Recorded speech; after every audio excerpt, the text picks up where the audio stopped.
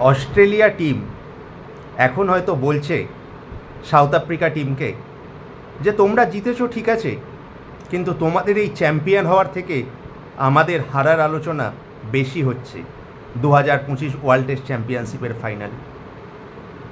কিন্তু একটা কথা পরিষ্কার, এই সাউথ আফ্রিকা টিম কিন্তু অস্ট্রেলিয়া টিমের যে অহংকার, সেই অহংকারকে কিন্তু শেষ করে দিল। আর এই অহংকারটা কি বলছে বলুন তো? এই অহংকারটা মনে পড়ে 2023 ওয়ানডে ওয়ার্ল্ড কাপে যখন ভারতকে হারিয়েছিল অস্ট্রেলিয়া, তখন মিচেল মার্শ ট্রফির ওপরে পা রেখে এমনভাবে ফটোশ্যুট করেছিল যেন মনে হচ্ছিল এই ট্রফি, এই আইসিসি ট্রফি কোনো ব্যাপার নাকি, এটা তো জল ভাত, আজকে বলবো আজকেই পেয়ে যাব।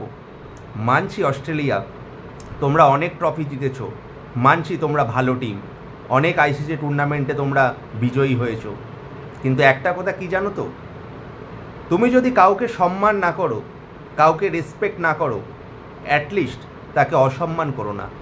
এই কথাটা আমরা ছোটোবেলা থেকে জেনে এসেছি। কিন্তু অস্ট্রেলিয়া টিমের মিচেল মার্শ যখন সেই সুন্দর ট্রফির ওপরে পা রেখে বিয়ার হাতে ফটোশ্যুট করছে, তখনই আমার মনে হয়েছিল এই অস্ট্রেলিয়া টিম এইবারে আইসিসি টুর্নামেন্ট তো জিতে গেল, কিন্তু পরবর্তী বেশ কয়েক বছরে আইসিসি টুর্নামেন্ট জেতা তো দূরের কথা, আইসিসি টুর্নামেন্টের অনেক ফাইনালেই উঠতে পারবে না। আমি তো বলেছিলাম, আসলে কি জানেন তো, এই ওয়ানডে ট্রফিটাই হয়তো বেওয়াফা। কারণ ভারতবর্ষ যদি ট্রফিটা জিততো, মানছি আমরা অনেক ইমোশনাল, অ্যাজ এ ইন্ডিয়ান আমরা অনেক ইমোশনাল, আমরা অনেক ভাবুক। যদি ইন্ডিয়া এই ট্রফিটা জিততো, তাহলে ট্রফিকে আমরা মাথায় করে রাখতাম। কিন্তু দেখো, ট্রফি গেল অস্ট্রেলিয়া দেশে, আর সেইখানে ট্রফির কি ইজ্জত, ট্রফির ওপরে পা রেখে বিয়ার দিয়ে স্যাম্পেল করছে। তাই তো বলি, কোথায় চলে গেলে ট্রফি? ট্রফির আসার কথা ছিল ইন্ডিয়াতে, কিন্তু চলে গেল অস্ট্রেলিয়াতে।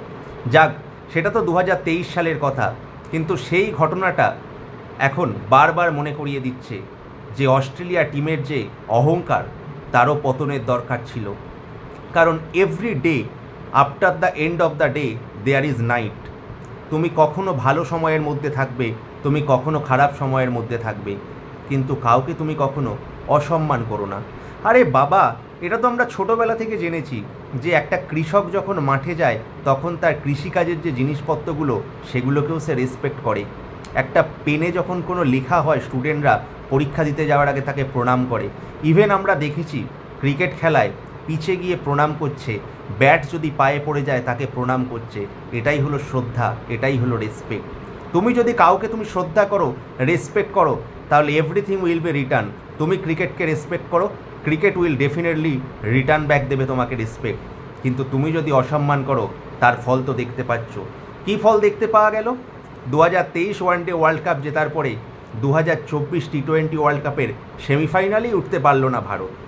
2025 চ্যাম্পিয়ন্স ট্রফির সেমিফাইনালে উঠলেও ভারতের কাছে হেরে বিদায় নিল। আর এখন 2025 ওয়ার্ল্ড টেস্ট চ্যাম্পিয়নশিপের ফাইনালে হেরে গেল সাউথ আফ্রিকার কাছে। দেখুন, তারপর থেকে ওই মিচেল মার্শের যে ঘটনা, তারপর থেকে 3টে আইসিসি টুর্নামেন্টের কিন্তু জেতা হলো না। এই অস্ট্রেলিয়া টিম তো এরকম নয়, এই নিয়ে মাত্র 4বার তারা কোনো আইসিসি টুর্নামেন্টের ফাইনাল হারলো। এখান থেকেই বুঝতে পারছেন তো, তাদের পক্ষে 3টে পরপর আইসিসি টুর্নামেন্টের না জেতা মানে বিরাট বড় ব্যাপার। আমি বলছি তো, এখনও কয়েক বছর দেখুন, অস্ট্রেলিয়া আমার মনে হয় ট্রফি জিততে পারবে না। কারণ বারবার ওই কথা বলছি, রেসপেক্ট দিলে রেসপেক্ট পাবে। কারণ ক্রিকেট যে ভগবান, সেই ভগবানও দেখেছে কতটা ডিসরেসপেক্টফুল ঘটনা ঘটিয়েছিল মিচেল মার্শ, তাই তার তো রিটার্ন অবশ্যই পাবে এই জীবনে। আমি ফিরে আসছি আরেকটা কথায়, এই যে সাউথ আফ্রিকা টিম, এই সাউথ আফ্রিকা টিম কিন্তু অস্ট্রেলিয়ার কাছ থেকে ম্যাচটা ছিনিয়ে নিল। একটা সময় পজিশান ছিল অস্ট্রেলিয়া প্রায় জিতেই যাচ্ছিল। 282 রান যখন চেস করতে নামে, তখন কিন্তু অনেক বড় বড় ক্রিকেট বিশেষজ্ঞরাই ভেবে নিয়েছিল এই ম্যাচ তো জিতবে অস্ট্রেলিয়া। কিন্তু দেখুন, সেইখান থেকে ম্যাচটা ছিনিয়ে নিল অ্যাডেন মার্ক্রম টেম্বা বাবুমার সাউথ আফ্রিকা। সকলেই আমরা চেয়েছিলাম, সকলেই হয়তো আমরা সাপোর্ট করেছিলাম সাউথ আফ্রিকাকে, কারণ আমাদের দেশ ভারতবর্ষ তো ফাইনালে উঠতে পারেনি, মনে তো একটা দুঃখ আছে। কিন্তু এইটুকু সুখ ছিল, এটুকু আনন্দ ছিল যে সাউথ আফ্রিকা যেন অস্ট্রেলিয়াকে হারিয়ে দেয়। কারণ অস্ট্রেলিয়া জিতলে তাদের যে অ্যারোগেন্স, তাদের যে ডিসরেসপেক্টফুল ম্যানার, তাদের যে তুচ্ছ তাচ্ছিল্য, একটা ট্রফি জেতা অপোনেন্টকে মনে করে তারা কিছুই নয়, তার একটা যোগ্য জবাব দেওয়া দরকার ছিল। সেটা হয়তো রেস্ট অফ দ্য ওয়ার্ল্ড, সমস্ত বিশ্বের প্রতিনিধিত্ব করা সাউথ আফ্রিকার টিম হয়তো দেখিয়ে দিল যে ওয়ার্ল্ড টেস্ট চ্যাম্পিয়নশিপের ফাইনালে হারিয়ে দিয়ে। তাই তো বলি, কর্ম is back in this life. তুমি যে কর্ম করবে সেই কর্ম ফিরে পাবে, কারণ প্রত্যেক দিনের শেষে রাত আসে, ভালো সময়ের পরে খারাপ সময় আসে। এটা তোমাকে মনে রাখা উচিত ছিল অস্ট্রেলিয়া ক্রিকেট, কারণ তুমি ট্রফিকে সম্মান করতে না জানলে ট্রফি কিন্তু তোমার কাছে ফিরে আসবে না। এটাই ছিল আজকের আমার প্রতিবেদন। কেমন লাগলো এই প্রতিবেদনটা? আমার এই ডিসরেসপেক্টফুল ম্যানারটা একদমই পছন্দ হয়নি অস্ট্রেলিয়ার।